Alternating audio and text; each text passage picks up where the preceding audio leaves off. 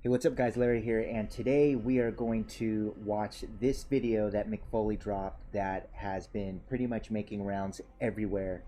And the title of it's called WWE We've Got a Problem.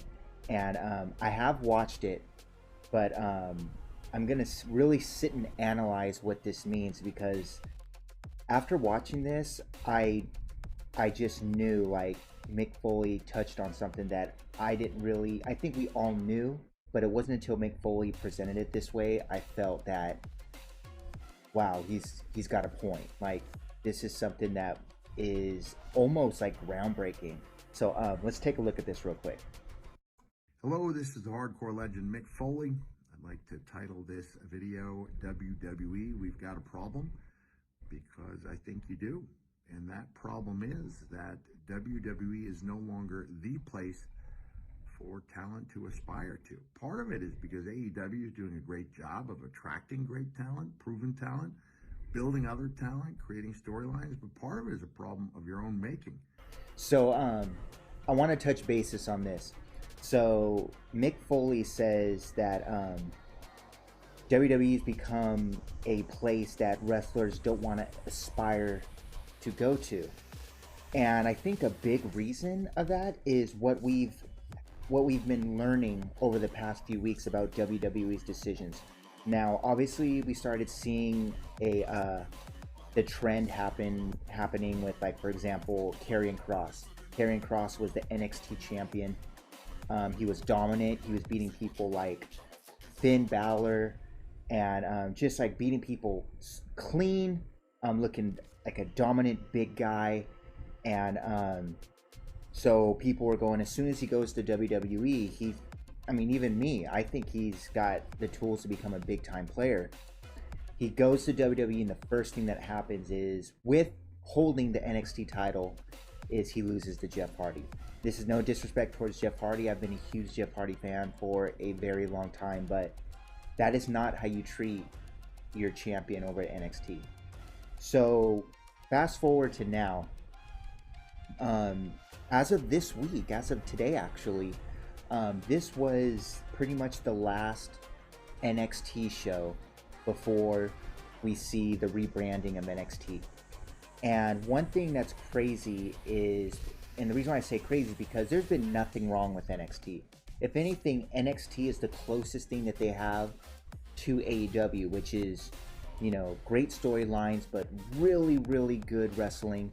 It's more towards the pro wrestling than the sports entertainment, you know, and NXT has been on fire ever since Finn Balor was champion. You know, the first time. I remember when Finn Balor was champion and watching him wrestle at the Aftershock Festival in Sacramento, and NXT was at the top. Everyone was talking about NXT.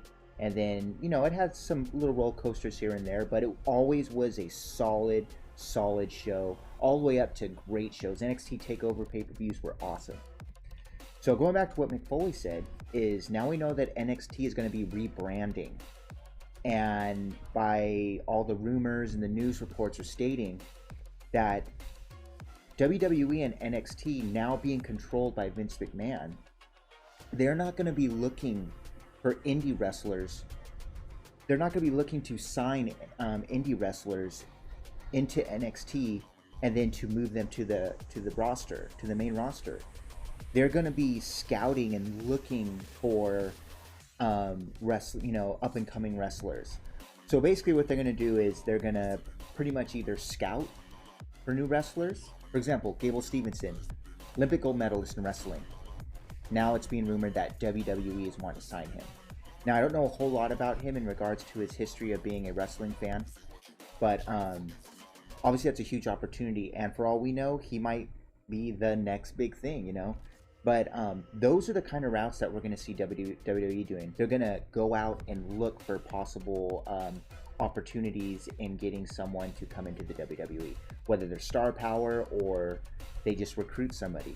I know that Mark Henry went out and started recruiting people. He recruited Bianca Belair. Bianca Belair is amazing, don't get me wrong, but she even stated, especially in the WWE 24 special, that she was not a huge fan. She wasn't a big fan. So WWE is going to be looking for people who they see as a possible fit to the WWE. They are not going to search for the people who are working the indie shows, who are getting the experience on the indies or in Japan or in Mexico. The people who pretty much have come out of the womb wanting to be a pro wrestler. Personally, for me, I believe those are the best types of pro wrestlers. The ones that started, that, you know, like Edge and Christian, Jeff Hardy, Matt Hardy, Stone Cold Steve Austin, all these guys. The Rock, who is through generations became a pro wrestler, but it was in his blood. Randy Orton, all these big stars. John Cena. John Cena had that little paper belt like most of us had that are wrestling fans. The only difference between that is they were wrestling fans and they became wrestling superstars, pro wrestlers, sports entertainers, you call it. And I believe those make the best wrestlers. Mick Foley is basically saying that WWE is almost abandoning that. They're not going to be going on the indies and searching for people. Now, I know they have open tryouts. They go, you know, I know I've seen a few shows, and I could be somewhat inaccurate, but I think you get what I'm saying, is they'll have open tryouts for people. It's not like people could just walk in, but they'll have open tryouts, and then people will go through, you know, probably a few stages of tryouts, and then boom, they're NXT, blah, blah, blah. It's easier said than done, obviously, the way I'm explaining it, but you guys get what I'm saying. So they're going to have tryouts for people to come into NXT, and then they're going to scout for possible superstars to come into NXT. But they are not going to go for the indies. So it's almost like the people that are in the indie circuits now are almost going to be excluded from NXT. So if anything, all these indie wrestlers are going to be only looking for one place to be, and that's AEW. I think, just as Mick Foley said, WWE, we've got a problem. I think this is a huge mistake. Whether it's a pride thing because Vince is not wanting to put his that hype train behind someone that he didn't create, or let's just play devil's advocate here. Vince, thanks to the fans, you know, pushing Daniel Bryan up, Vince put everything into Daniel Bryan. He becomes the biggest babyface in the company, and then guess what happens? He gets injured, and then he's gone. So maybe, you know, Vince is tired of putting the company on someone's shoulders and then something happening. He did somewhat the same thing to CM Punk. And please don't, this is not me sticking up for Vince McMahon, because we know people like Daniel Bryan, CM Punk, Kofi Kingston, the fans are the ones that brought him up. There wasn't an original plan of Vince going, let's push Kofi Kingston or CM Punk, yeah, or let's get this Daniel Bryan guy, make him, it's terrible Vince McMahon impersonation. But basically, that's what I'm saying, is the fans spoke up, and then these guys became main eventers. But to give Vince credit, after hearing those fans and after he couldn't ignore it, that's what happened, is he put everything behind these guys, and then this, that happened, whatever. But the bottom line is if you are an indie wrestler coming from ROH, and I'll be more specific, if you're an indie wrestler that's gotten big in the indies, ROH, Impact, New Japan,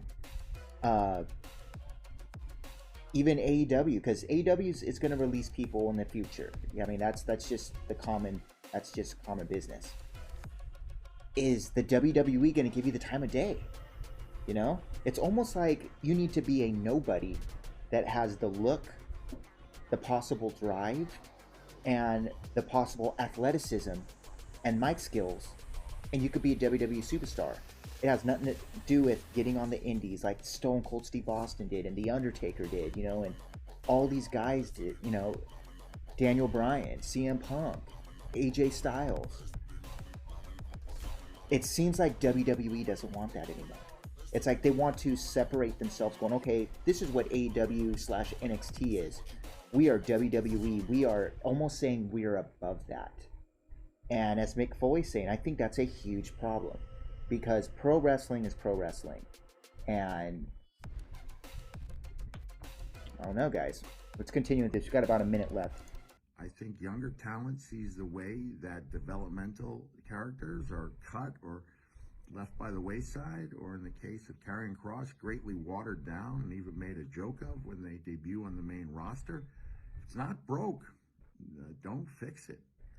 If I was an aspiring talent now, big league talent with a major decision to make, I'm not sure that I would trust WWE Creative to do the right thing with my career.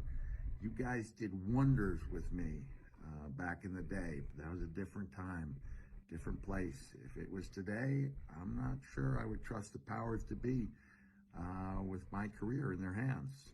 And until that changes, WWE, you've got a problem. Wow. So yeah, guys. Whew.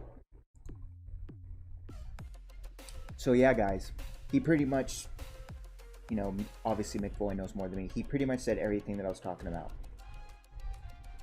From the writing and the booking of the way developmental and from the writing to the booking that we've seen people move from NXT to WWE, and then now seeing what they want to do with the future, and that's sign people outside of the indies, outside of other promotions.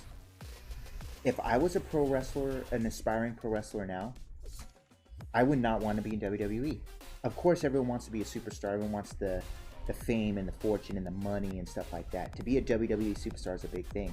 But we are at a point now that Vince McMahon wants to separate himself from that indie circuit so bad and wants to be like way up here while everyone's down here. I believe that I believe he's hurting himself and he's hurting wrestling. When you really think about it, I've stuck up when people talk about how WWE's dying and blah blah blah, which I still think is just ludicrous with the money that WWE's making. When you look at the way Raw's been okay the past few weeks, but for the most part, the way Raw has been, and now the way NXT is. SmackDown and NXT were always the defending point with me going, yeah, Raw sucks, but NXT is great, SmackDown is great, Roman Reigns is on fire. But now that Raw is the way Raw is, now you take away NXT. What's left is Roman Reigns carrying the company. I am all up for Big E winning the title, and I'm all up for supporting my favorite wrestlers. Big E, The New Day, Roman Reigns, The Usos, Finn Balor. Go on to on Raw side, you know, New Day, like I said, but Jeff Hardy, you know, it's just...